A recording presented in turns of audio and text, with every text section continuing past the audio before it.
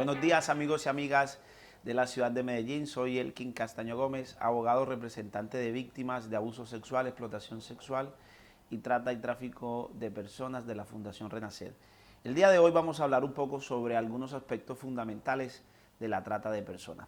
Lo primero que tenemos que comprender es lo que culturalmente se ha construido como mitos. El primero de ellos es que la trata de personas es un tema de mujeres y no, la trata de personas ataca igualmente a hombres y mujeres.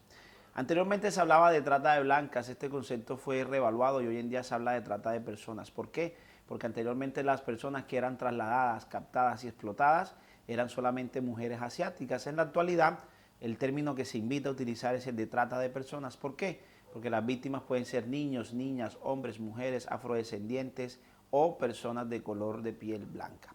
En ese mismo sentido se han ido construyendo una serie de mitos sobre la trata de personas y es creer que si las víctimas aceptan la forma de explotación, entonces las víctimas al dar su consentimiento no hay trata de personas.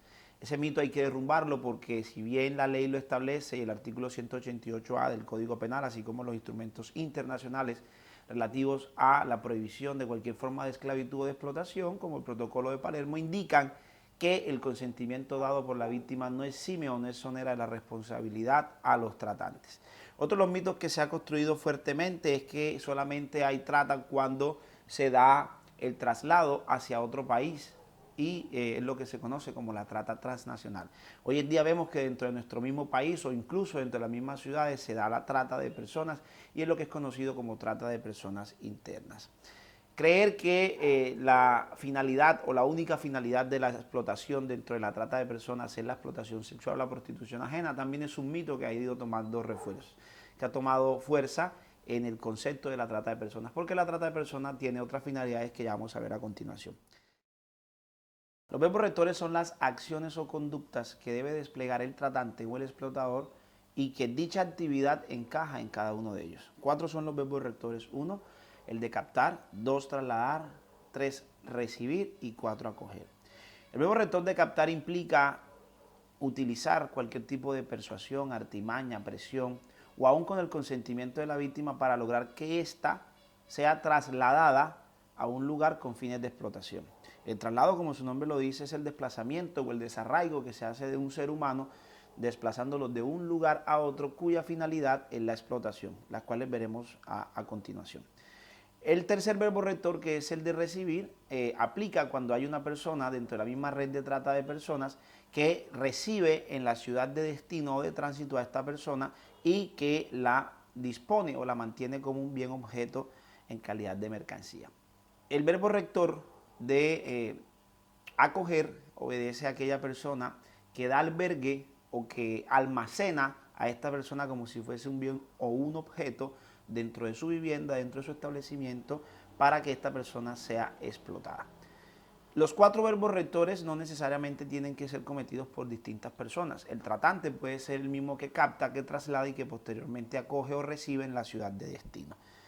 Básicamente, el delito de trata lo que implica es lo que castiga el legislador es la disposición que se hace de una persona como bien o mercancía para unas finalidades de explotación. La primera de ellas es la prostitución ajena, que como bien lo hemos dicho, es un término que solo puede ser utilizado para personas adultas, habida cuenta de que no podemos hablar de prostitución infantil, pues la prostitución es un término utilizado para personas adultas quienes de manera libre y voluntaria ejercen una actividad de prostitución o una actividad de comercio sexual. ¿Cuándo hay prostitución ajena? Cuando un tercero se beneficia de esa prostitución de esa persona. Es decir, que si el tratante capta a esa chica de 20, 25 años, ya mayor de edad, o tenga la edad que tenga y la traslada aún con su consentimiento para ejercer actividades de prostitución y en la ciudad de destino se beneficia de esa actividad de prostitución, se dice que hay una trata de personas con fines de prostitución ajena. Hay que dejar claro que aún la víctima teniendo pleno conocimiento a qué se va a dedicar en la ciudad de destino o qué implica ese traslado, ese solo hecho constituye trata de personas.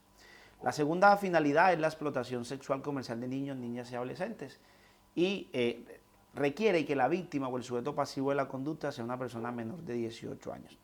Además encontramos finalidades como la servidumbre, la esclavitud, los trabajos forzados, la mendicidad, la extracción de órganos, el turismo sexual o el matrimonio servil. Cuando hay extracción de órganos, cuando la persona es trasladada y una vez llegada a la ciudad de destino se le extirpan algún tipo de órganos o se le practica algún tipo de cirugía donde se le extrae el órgano. La persona puede estar dando su consentimiento o no. El delito de trata se constituye o nace en el mundo criminal cuando la persona ha sido captada y trasladada con esa finalidad.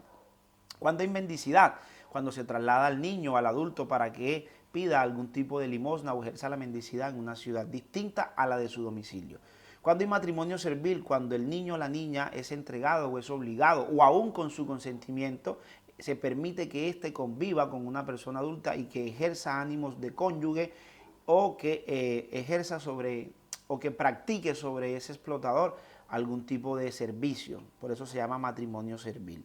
Cuando hay esclavitud o trabajos forzados, cuando la persona es captada y trasladada a otro destino para que ejerza actividades o prácticas análogas de esclavitud.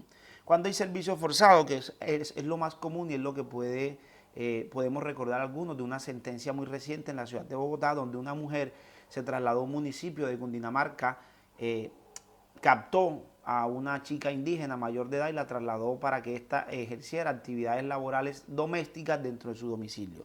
Pero una vez llegó a su destino, a la ciudad y a su casa, pues cambió las condiciones, era maltratada, no recibía ningún pago o remuneración por su servicio y el día que ésta, dentro de las actividades domésticas, tuvo un accidente y dañó un elemento de la vajilla, esta señora entró a cobrar unas cifras que superaban los 5 millones de pesos por ese elemento.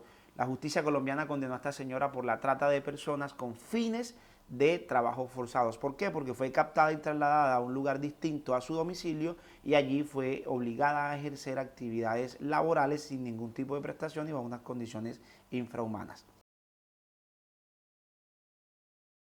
El tipo penal no requiere que el tratante incurra en cada uno de los 4 verbos rectores. Con un solo verbo rector en la que su conducta incurra en esa actividad criminal se considera que hay trata. El elemento subjetivo o el elemento importante que debemos tener en cuenta en la trata de personas es que debe existir un desarraigo, ¿sí?, de lo que tiene que ver con el domicilio o la residencia de esa persona. Si existe un desarraigo que tiene que ver con la captación y el traslado y por ende se da la finalidad de la explotación, se cree que hay un delito de trata de personas.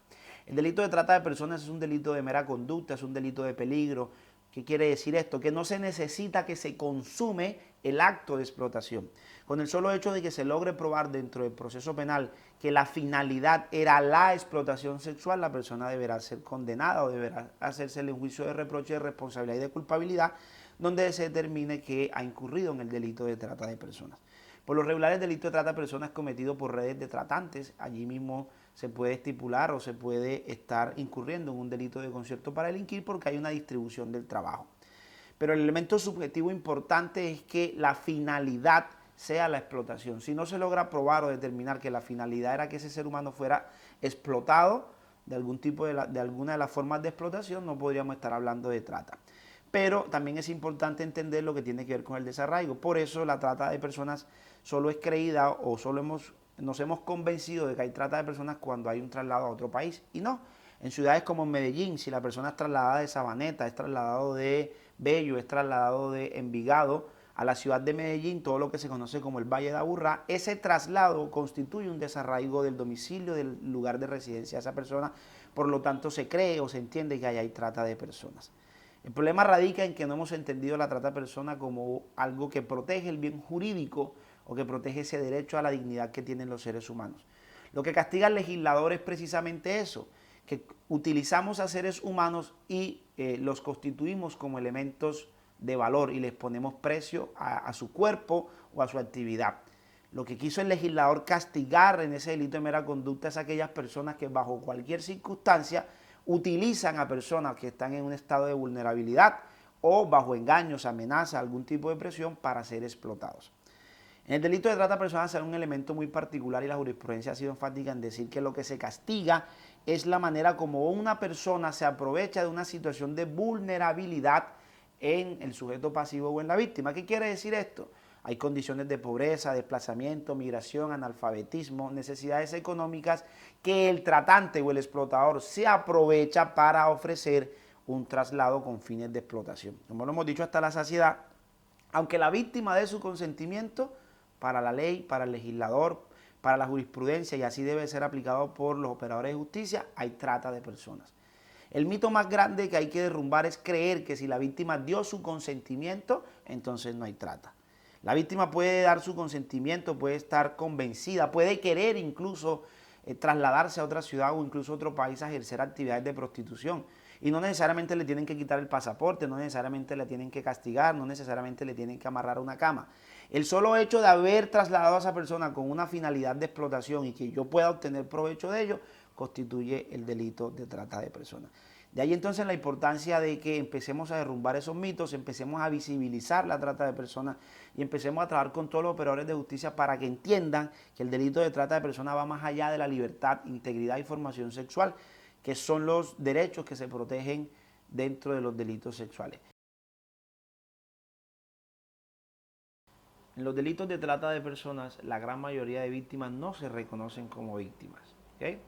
La gran mayoría manifiestan que han sido trasladadas bajo su propia voluntad, que sabían hacia dónde iban y qué iban a hacer. ¿Qué debemos de entender? Que aún la víctima no reconociéndose como tal, es importante que nosotros reconozcamos las particularidades o las mismas situaciones en las que se encuentra una víctima de trata de personas. De ahí entonces que la investigación de los delitos de trata de personas debe ser una investigación más proactiva. Es por eso que en la actualidad es poca la jurisprudencia que podemos encontrar en materia de trata de personas, porque la trata de personas es desconocida por algunos operadores de justicia. Recomendaciones es trabajar articuladamente para lograr la judicialización, la investigación y la sanción de los tratantes. Es la única forma que podamos alcanzar los objetivos que tienen que ver con el castigo o la sanción de los tratantes. Debemos de sensibilizar a los servidores públicos, debemos de sensibilizar a la comunidad, debemos sensibilizar a la juventud, debemos de hacer un trabajo articulado y mancomunado con las distintas instituciones, ya sea del orden estatal, ya sea del orden distrital o departamental, para lograr la visibilización, pero además la sensibilización y el conocimiento frente al delito de trata de personas.